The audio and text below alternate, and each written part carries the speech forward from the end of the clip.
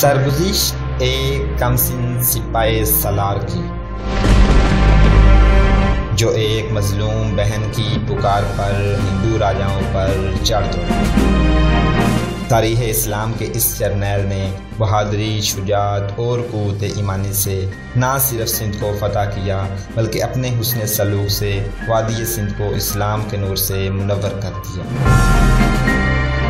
توحید پہ جان نشاور کرنے والے اس سپاہی کی کہانی شروع کرنے سے پہلے آپ سے گزارش ہے کہ ہمارے چینل گلوبل نالج کو سبسکرائب کریں اور گھنٹی کے بٹن کو ضرور پریس کریں تاکہ ہماری ہر آنے والی ویڈیو آپ تک بآسانی پہنچ سکے۔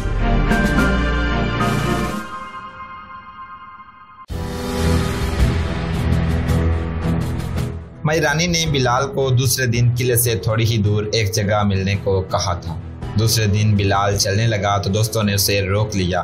رات کو ہی وہ اس مسئلے پر بحث مباحثہ کرتے رہے تھے۔ اس کے ساتھی کہتے تھے کہ رانی اسے دھوکے میں بلا کر گرفتار کرا دے گی۔ یہ شک بلال کے ذہن میں بھی تھا کیونکہ مائی نے اسے کہا تھا کہ وہ اسے جاسوس سمجھتی ہے۔ اس نے اپنے ساتھیوں کو یہ بات بتائی تھی، اسی لیے ساتھی اسے جانے سے روکتے تھے، لیکن بلال یہ بھی محسوس کرتا تھا کہ مائی اسے دھوکہ نہیں دے گی۔ اگر جانا ہی ہے تو ہم بھی تمہارے ساتھ چلیں گے، بلال کے ایک ساتھی نے کہا۔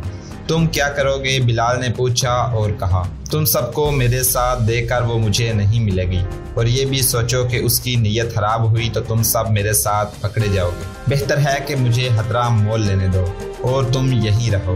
اس طرح یہ ہوگا کہ میں اکیلا پکڑا جاؤں گا۔ اگر میں شام تک واپس نہ آیا تو سمجھ لینا کہ میں مصیبت میں گرفتار ہو گیا ہوں، پھر تم یہاں سے نکل جانا۔ اس کے ساتھی نہ مانے۔ آخر انہوں نے یہ فیصلہ کیا کہ بلال اکیلا جائے اور وہ گھوڑے پر جائے تاکہ خطرے کی صورت میں وہاں سے بھاگ سکے۔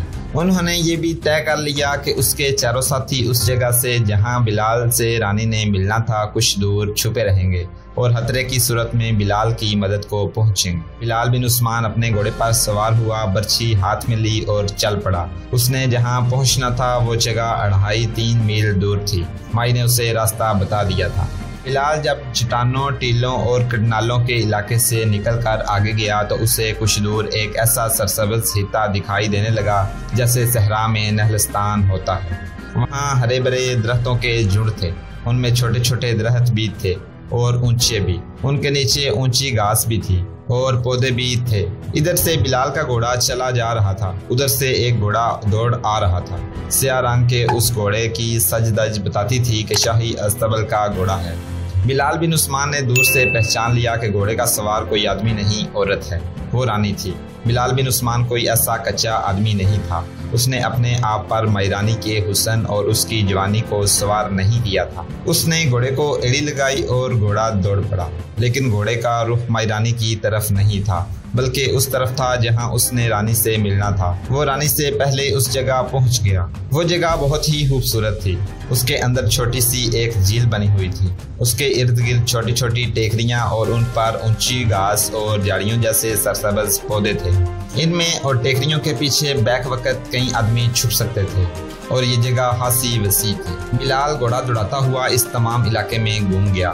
وہ دیکھتا پھر رہا تھا کہ رانی کے آدمی چھپے ہوئے نہ ہوں۔ اس کے سامنے اپنی سلامتی تھی۔ اسے درختوں پر چہچہاتے ہوئے پرندوں کے سوا کوئی جاندار نظر نہ آیا۔ یہاں چند ایک گلہریاں تھیں جو اس کے گھوڑے سے ڈر کر درختوں پر چڑھ گئیں۔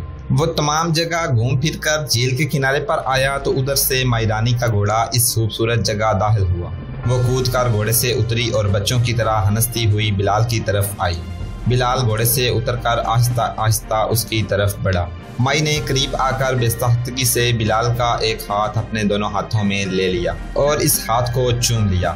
پھر اس نے اس ہاتھ کو اپنے کندھے پر رکھ لیا اور سرک کر بلال کے اتنا قریب ہو گئی کہ بلال کا بازو اس کے کندھے سے سرک کر اس کی پیٹھ تک پہنچ گیا۔ اس طرح مائی بلال کے بازو میں خود ہی آ گئی۔ بلال نے اپنا بازو پیچھے کر لیا اور خود بھی ذرا پیچھے ہو گیا۔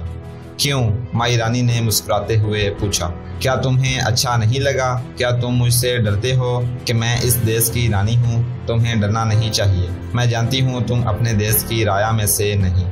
مجھے پتا چلا ہے کہ عرب سے بھاگ کر جتنے لوگ مکران میں آئے ہیں وہ سب سردار ہیں یا سرداروں کے بیٹے ہیں۔ تم بھی اونچے طبقے کے آدمی معلوم ہوتے ہو۔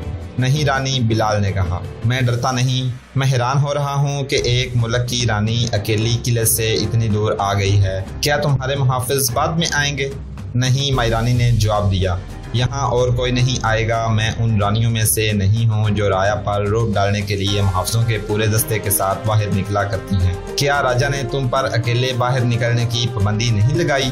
نہیں، مائی رانی نے جواب دیا، تمہیں حیران ہونا چاہیے، کوئی رانی قلعے سے اتنی دور اکیلی نہیں جایا کرتی، لیکن میرا معاملہ کچھ اور ہے۔ وہ کیسے؟ یہ ابھی نہیں بتاؤں گی، مائی نے جواب دیا، پہلے دیکھوں گی کہ تمہارا دل میری محبت کو قبول کرتا ہے یا نہیں۔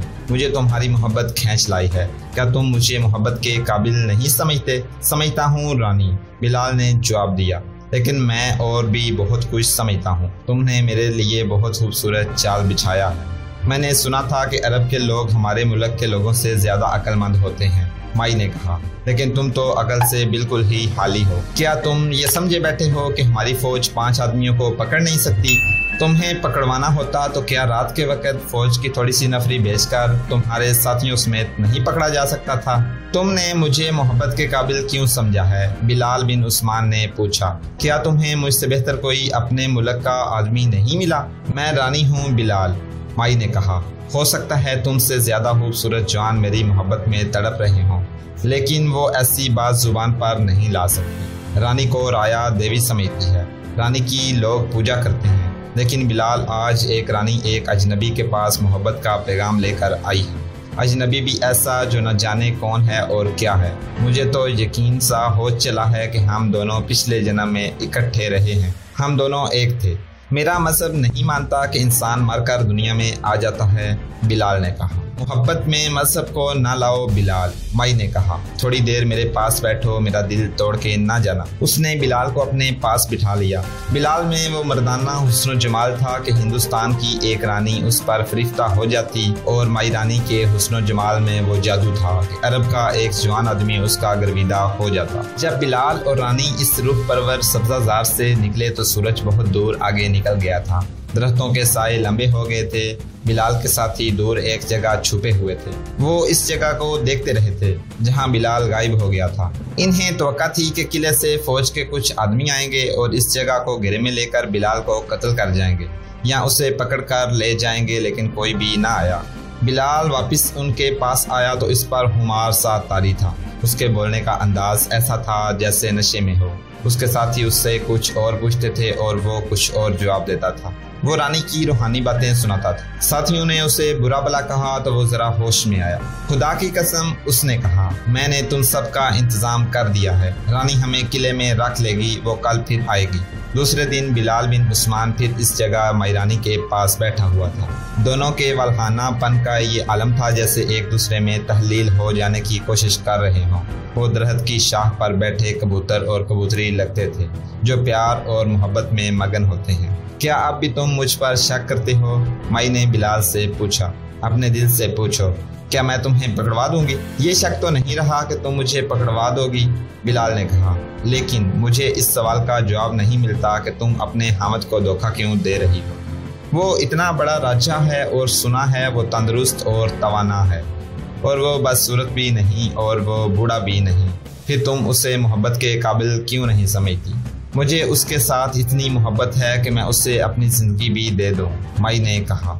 اسے کانٹا چبھ جائے تو میں اس طرح تڑپ اٹھوں جیسے یہ کانٹا میرے دل میں اتر گیا ہے۔ وہ چپ ہو گئی، کچھ دیر بعد بولی، تم مانو گے نہیں، میں تمہیں ایک عجیب بات بتانے لگی ہوں۔ راجہ داہر میرا حامد ہے، لیکن میں اس کی سگی بہن ہوں۔ بلال نے چونک کر مائی کو دیکھا۔ مائی نے بات ہی ایسی کہہ دی تھی جسے سچ مانا ہی نہیں جا سکتا تھا۔ میں سچ کہہ رہی ہوں بلال، مائی نے کہا، میں راجہ داہر کی بہن ہوں اور وہ میرا حامد ہے۔ ہماری شادی اسی طرح ہوئی جس طرح ہندوؤں کی شادیاں ہوا کرتی ہیں۔ ہماری شادی پنڈت نے کرائی تھی۔ ہم مذہبی طور پر حامد اور بیوی ہیں، لیکن جسمانی طور پر بہن بھائی ہیں۔ ہم بے اولاد مر جائیں گے۔ راجہ داہر مر جائے گا تو میں اس کی لاش کے ساتھ چتا میں زندہ جل جاؤں گی۔ لیکن یہ شادی ہوئی کیسے؟ بلال نے پوچھا۔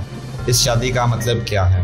میں بتاتی ہوں، مائی رانی نے کہا، اور اس نے بلال کو سنایا کہ بھائی نے اپنی سگی بہن کے ساتھ شادی کیوں کی۔